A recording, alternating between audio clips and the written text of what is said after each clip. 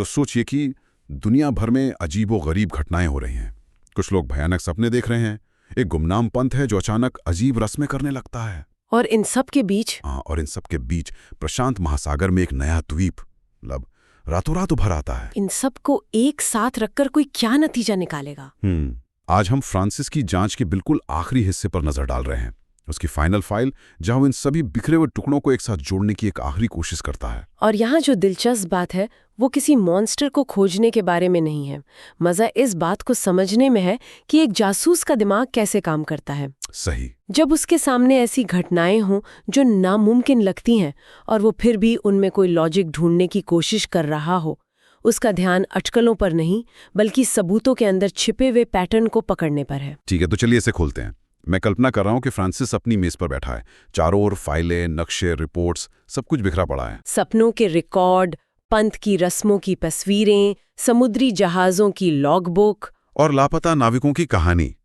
वो बस इन सबको घूर नहीं रहा था, वो एक बहुत ही व्यवस्थित काम कर रहा था। उसने तारीखों का मिलान करना शुरू किया और तभी उसे कुछ ऐसा दिखा जिसने सब कुछ बदल दिया। बिल्कुल, उसे एक बहुत ही साफ पैटर्न मिलता है। हर बड़ी घटना, चाहे वो किसी के दिमाग में हो रही हो या असल दुनिया में, एक ही छोटी सी समय सीमा के अंदर हो रही थी। एक ही समय पर। हाँ, कलाकारों के बुरे सपने, पंथ के अनुष्ठानों का बढ़ना, समुद्र में अजीब लहरें उठना और आखिर में उस द्वीप का उभरना, सब कुछ मार्च और अप्रैल के कुछ हफ्तों के अंदर हुआ था। वाह, ये ऐसा था जैसे किसी ने एक स्विच ऑन कर दिया हो और पूरी दुनिया पर उसका असर दिख रहा हो। तो ये महज एक संयोग तो नहीं हो सकता? इतनी सारी अलग अलग घटनाएं दुनिया के अलग अलग कोनों में एक ही समय पर, ये तो किसी एक ही स्रोत की ओर इशारा करता है। हाँ, जैसे किसी बड़े पत्थर को पानी में फेंका हो और उसकी लहरें हर किनारे तक पहुंच रही हों। बिल्कुल। यही फ्रांसिस का पहला बड़ा निष्कर्ष था। और इसी ने उसे एक ऐसे नतीजे पर पहुंचाया जो बेहद चौंकाने वाला था। अपनी फाइल में वो लिखता है कि ये जो थुलू है, हाँ, जिसके बारे में पंथ के लोग बातें कर रहे थे, वही कि वो असल में कोई दैत्य या जीव नहीं है, बल्कि यह किसी गहरी दबी हुई प्राचीन शक्ति का प्रतीक है। एक ऐसी शक्ति जिसे पृथ्वी कभी-कभी अपने अंदर होने वाले प्राकृतिक बदलावों के जरिए बाहर निकालती है। एक मिनट रुकिए, तो मतलब फ्रांसिस ये कह रहा है कि थुलू कोई असली मॉन्स्टर नहीं बल्कि भूविज्ञान है, जियोलॉजी। हाँ। ये तो पूरी कहानी को 180 डिग्री घुमा देता है। जो लोग एक रहस्यमयी अलौकिक ताकत से डर रहे थे, वो असल में टेक्टोनिक प्लेटों से डर रहे थे। हाँ, और यही फ्रांसिस के दिमाग की खूबसूरती है। वो कहता है कि डर असली है, अनुभव असली है, लेकिन उसका स्रोत शायद वो नहीं जो हम सोच रहे हैं। अच्छा। उसका नजरिया ये है कि हमारा ग्रह इतना शक्तिशाली और पुराना है कि उसकी सामान्य हरकतें भी हमारे लिए अलौकिक लग सकती है। उसके लिए कुथुलू एक नाम बन गया, एक लेबल जो लोगों ने उस चीज को दिया जिसे वे समझ नहीं पाए। वाह, मतलब पूरी कहानी का विलेन कोई एलियन या राक्षस नहीं बल्कि हमारा अपना ग्रह। ये तो किसी ने सोचा भी नहीं होगा। उसने जैसे पूरी मिस्ट्री की स्क्रिप्ट ही बदल दी। तो वो इस विचार को अलग अलग घटनाओं पर कैसे लागू करता है? जैसे वो भयानक सपने जो लोग देख रहे थे, वो तो बहुत असली महसूस हो रहे थे। फ्रांसिस का मानना है कि सपने एक मनोवैज्ञानिक प्रभाव थे।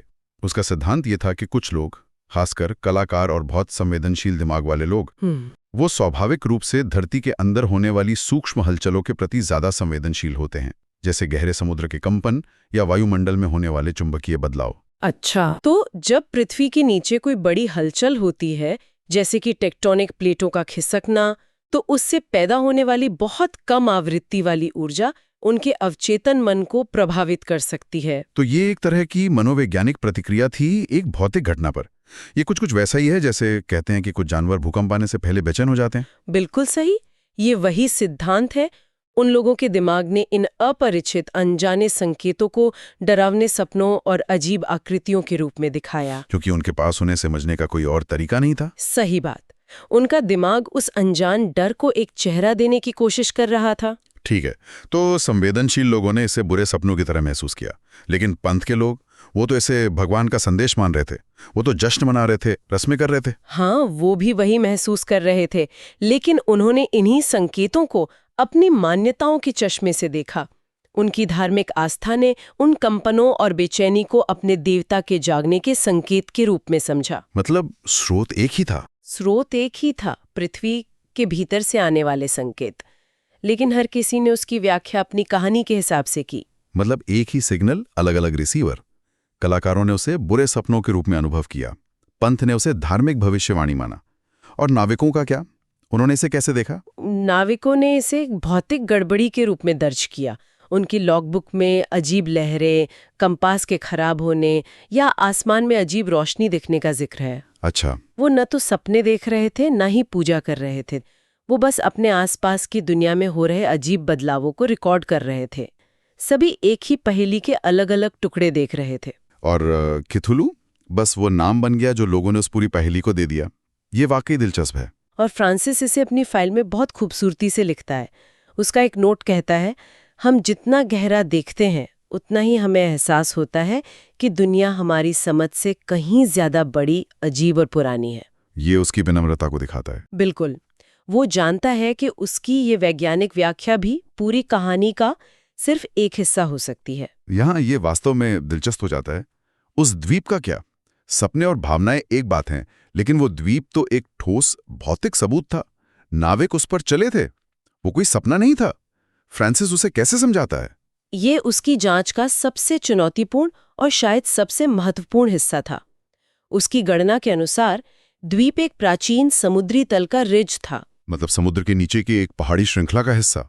हाँ, जो एक बहुत बड़े टेक्टोनिक शिफ्ट के कारण कुछ समय के लिए सतह पर आ गया था। जैसे समुद्र के नीचे का कोई पहाड़ अचानक कुछ दिनों के लिए पानी से बाहर झांकने लगे। बिल्कुल।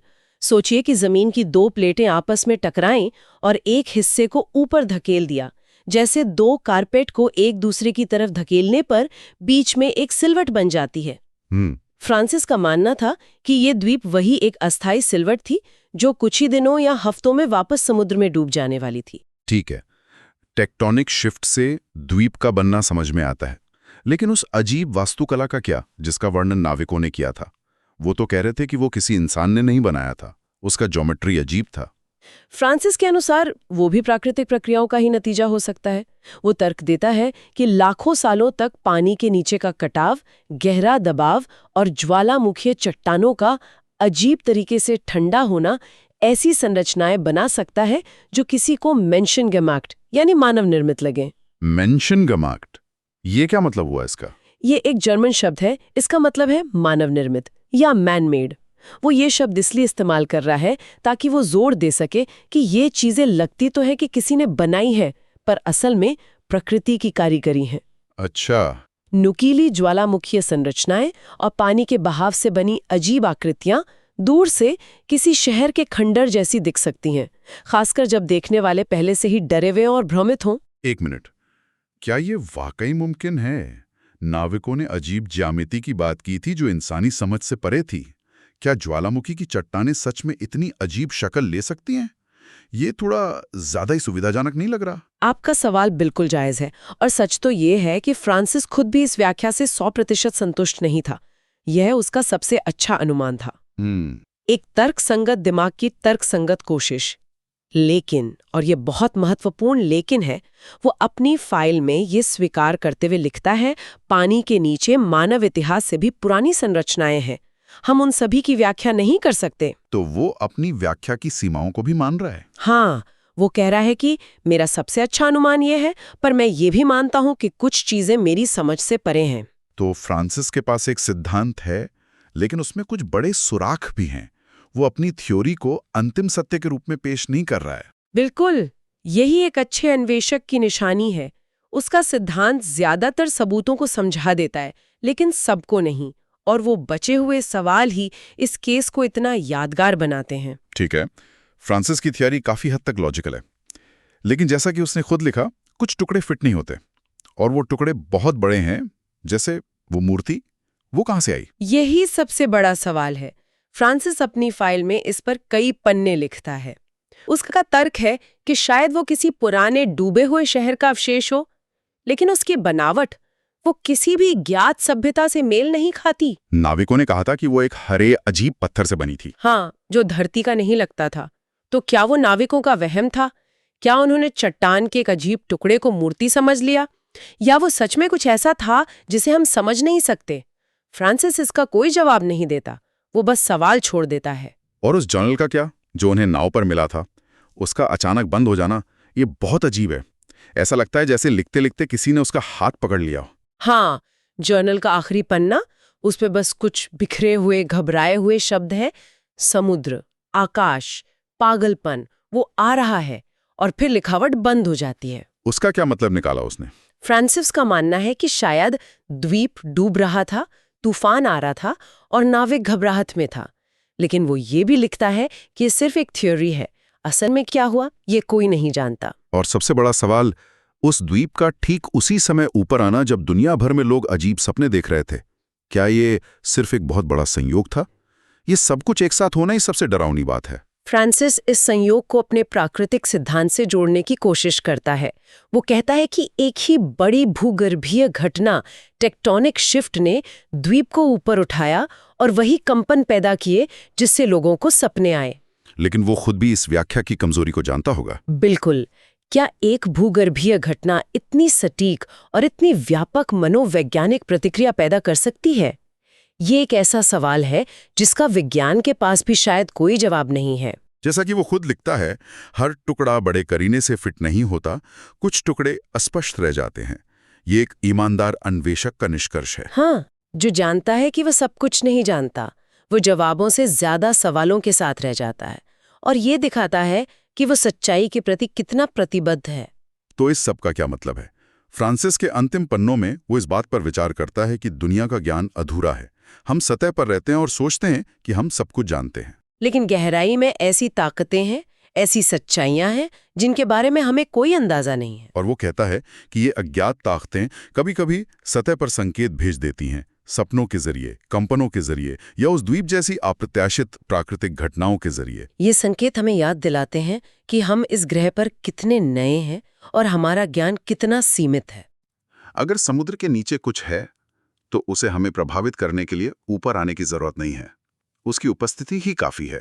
ये विचार ही अपने आप में कंपा देता है कि सिर्फ किसी चीज का वहां होना ही हमारी दुनिया को, हमारे दिमाग को हिला सकता है।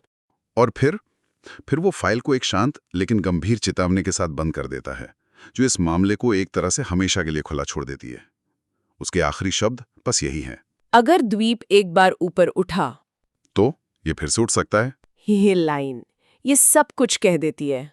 केस बंद हो गया, लेकिन खतरा नहीं टला। और इसी एक वाक्य में इस पूरी जांच का सार है, जहां तथ्य, मिथक, मनोविज्ञान और भूविज्ञान सब एक ही बिंदु पर आकर मिलते हैं। ये हमें एक ऐसी संभावना के साथ छोड़ जाता है जो तर्कसंगत भी है और भयानक भी। केस फाइल के हिसाब से बंद हो गया है, लेकिन कहानी कभी खत्म नहीं होती। फ्रांसिस ने मामले को एक तर्कसंगत व्याख्या के साथ बंद करने की कोशिश की, लेकिन उसके अपने ही आखिरी शब्द उस तर्क पर एक बहुत बड़ा सवालिया निशान लगा देते हैं। तो शायद असली सवाल ये नहीं है कि उसकी व्याख्या सही थी या नहीं, बल्कि ये है कि क्या कोई भी मानवीय व्याख्या कभी ऐसी घटनाओं को पूरी तरह से समझने के लिए काफी हो सकती है। शायद कुछ गहराइयां ऐसी होती हैं जहां इंसान की समझ, उसका विज्ञान पहुंच ही नहीं सकता, और शायद उन गहराइयों को अकेला छोड़ देना ही बेहतर है।